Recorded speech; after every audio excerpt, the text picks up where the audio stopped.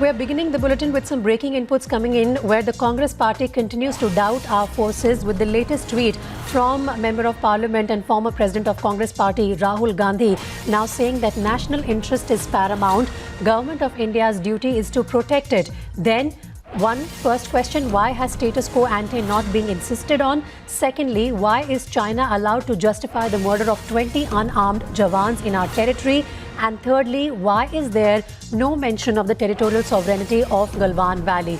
Let's go across to my colleague Hina Gambhir, who's joining me from the Newspit now for firstly, so just to go, let us go through that tweet, and then I'll go across to Samya and Prashant as well. Hina, once again, it seems that Rahul Gandhi is hell-bent on putting up these questions for the government of India, no matter what the action is at the LAC and in diplomatic circles. That's right. A few minutes ago, we showed our viewers a tweet that Shama Mohammed of the Congress party had put out, who had reiterated the surrender jibe for what is happening at the LAC. And now it is Rahul Gandhi, former Congress president, MP from Wayanad, who is now posing three questions, who is once again attacking the government, and this time over LAC disengagement. Now, he says national interest is paramount. Government of India's duty is to protect it. Then there are these three questions that he has asked. Why has status quo ante not been insisted on? Why is China allowed to justify the murder of 20 unarmed Jawans in our territory? Why is there no mention of the territorial sovereignty of the Galwan Valley? Now, the third point is extremely critical, because he has actually put out two statements that were issued yesterday after the meeting that happened between NSA Ajit Doval and the minister from the Chinese side. And this is the statement that Indian side had put out, and it said conversation between special representatives of India and China on recent developments on the India-China border areas. And it tells us that how the two special representatives agreed that both sides should take guidance from the consensus of the leaders that maintenance of peace and tranquility in the India-China border areas was essential for the further development of our bilateral relations, and that two sides should not allow differences to become disputes. On the other hand, Rahul Gandhi has also put out this statement that was released by Ministry of Foreign Affairs of the People's Republic of China, how the Chinese side gave information to its citizens on what happened in this meeting with NSA Ajit Doval. Now, here he has highlighted one line which I want to quickly read out for our viewers. It says the Chinese statement had said the right and wrong of what recently happened at the Galwan Valley in the western sector of the China-India boundary is very clear. China will continue firmly safeguarding our territorial sovereignty as well as peace and tranquility in the border areas. So the way China has insisted upon its intent of safeguarding its own territorial sovereignty, there is no such mention in the statement that Indian side released. So basically, through this tweet, Rahul Gandhi is comparing the statements released by two countries in the, in the light of the conversation that happened between NSA Ajit Doval and Chinese Foreign Minister. And Samya, it seems that through this different language used by the two sides is something that the Congress party, Rahul Gandhi particularly, is going to once again rake up. That while on the Indian side, our government did not even mention about our Galwan martyrs and restoring status quo ante. Well, absolutely. And this discrepancy in the statements coming from the Chinese end and from the Indian end is what the Congress party over here is going to latch on to. And Rahul Gandhi has already tweeted about it. This is exactly what the Congress party has been maintaining, is that why has the government not spoken tough? Why has the government of the day not named the hostile neighboring country, China, that has made these encroachments? As far as the disengagement is concerned and the pushback from the Indian side is concerned for the Chinese troops, the Congress party has been maintaining if there was no Chinese transgression onto Indian soil, how were then the Chinese troops compelled to be pushed away? They have been maintaining that they are discrediting the statements emanating from both the MEA and from the PMO to say that the satellite imagery and the experts who are putting out their inputs also suggest otherwise. They have been targeting the Prime Minister and the Defence Minister, where Rahul Gandhi has particularly locked horns on the several times on Twitter as well.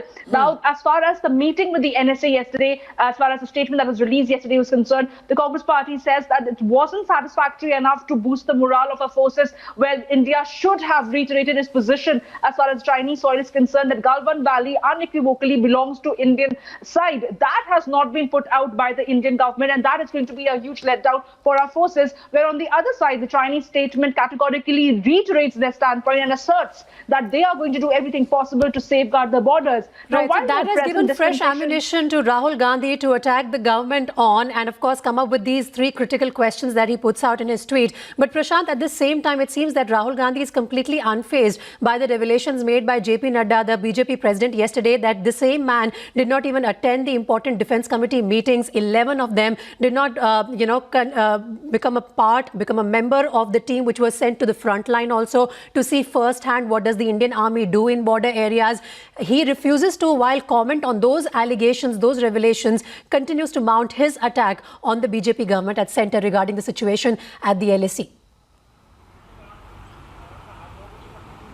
Well, absolutely, Preeti. You see, you had JP Nadda, the BJP president, coming out yesterday and attacking Rahul Gandhi for not being able to attend even one of the 11 meetings of the Standing Committee of Defence that has happened in the 17th Lok Sabha.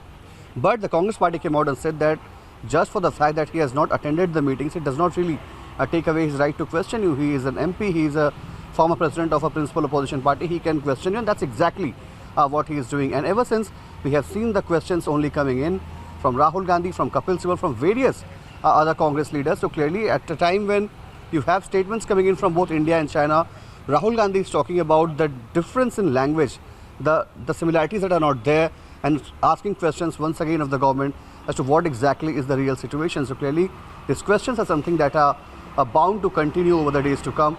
But for now, we'll have to wait for how the BJP reacts to it, because Rahul Gandhi has made a statement yet again this morning, and the BJP will certainly react to it. Right. And essentially, Samya, it seems that there is an understanding in the Congress party to keep this matter politically alive, at least till the time Parliament session also resumes and they get an opportunity to corner the government on the floor of the House.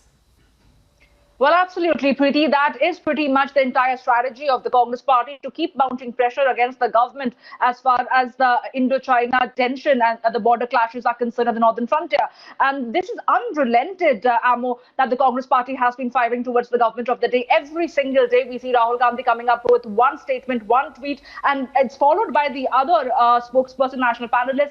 So the Congress party's main agenda is definitely to try and question the government on discrepancies emanating from the government's own cabinet ministers, where there are several different statements being coming in. I'm going to interrupt you for a bit because Mr. Tom Vadakan of the BJP is joining me on the phone line now. Mr. Vadakan, good morning. Your first reaction to the three questions put up by Rahul Gandhi, where he is also comparing the statement issued by Indian government and the Chinese government following the talks between Ajit Doval and the Chinese foreign minister. He says that why have we not, in fact, gone ahead and, insisted on maintaining status quo ante as it was before June? And secondly, how is it that we are allowing China to justify the murder of 20 of our soldiers in Galwan Valley?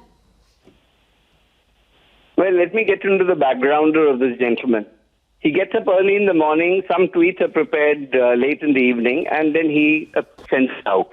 Now, every question that he answers, the government of India is not bound to answer them, because his job is, till international flights start, he can't go on his holiday. So a frustrated individual is putting out questions to the GOI.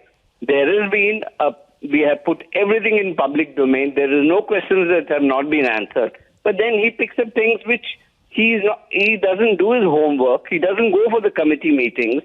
And here is the raising questions. But then, Mr. Tom Vadakan, the Congress party would say that through these personal attacks, you cannot shut up the opposition, which is asking some very important questions. We are not dealing with the opposition. We are dealing with an individual who's frustrated, who's not got his holidays. The entire opposition has been in the meeting. They're satisfied with what the government of India says. If one individual has got unbalanced, that is not the problem of the government of India. They have been regularly answering all questions, and there is no issue that has not been transparent.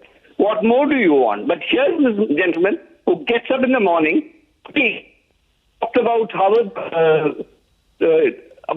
University research, and now I'm answered on my tweet. I've given him replies. Point here is this man's business is tweet. For God's sake, give us solutions. Nothing. The entire opposition is united. And when But it comes here's to one- including him as a member of parliament in defence committee meetings as well, he's fallen short of fulfilling responsibilities on that front. Thanks very much, Mr. Tom Vadakan, for speaking to Times Now. But there you heard, Prashant, a very personalised attack really from the BJP on Rahul Gandhi specifically, saying that maybe it's some other frustration that he's venting out on Twitter. But it's not just Rahul Gandhi. We've seen how other spokespersons of the Congress party also continuously maintaining the momentum, this heat on the government when it comes to the standoff with China. Well, Preeti, this is not a time of personal attacks on any political leader, be it from the government, be it from the opposition. This is the time to come out and answer what exactly is the ground situation. And that's exactly the Congress party is asking. The BJP is answering to the questions. So such personal attacks is something that will only backfire on this particular gentleman, Mr. Tom Vadakan, who is the BJP spokesperson, newly inducted BJP spokesperson.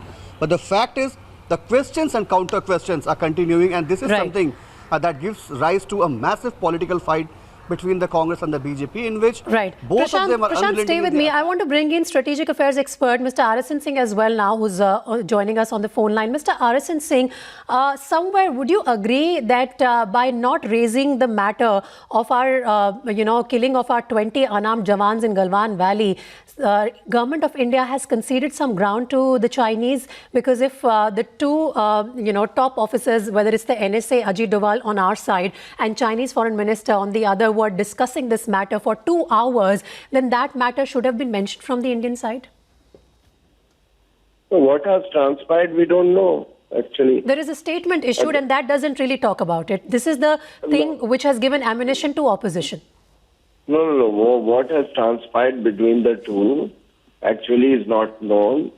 The government has it come out with an official statement. It just says that they have decided to disengage. Now the fact of the matter is, there is no point, you can't say that this is the center point and here I go 1.8 kilometer and you go 1.8 kilometer. Because if you draw a line, you think in mountains, in mountainous area, there are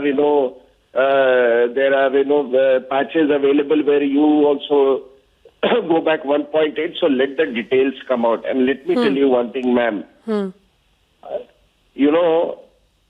There can be no ambiguity regarding these things because the truth percolates right from the scene of action right till the top, right? And let me tell you, there is no scope of lie anywhere. There is no scope of lie. Otherwise, this whole this edifice of armed forces, it will crumble. That's absolutely right. But at the end of the day, it's the opposition which needs to understand that our official source of communication is through our defense forces and our government. And if they don't trust them, then, these are the same people who are asking the questions and falling the trap of, the other side, the country that we are dealing with. Thanks very much, Mr. Arasan Singh, Samya and Prashant for joining me with your inputs on the story.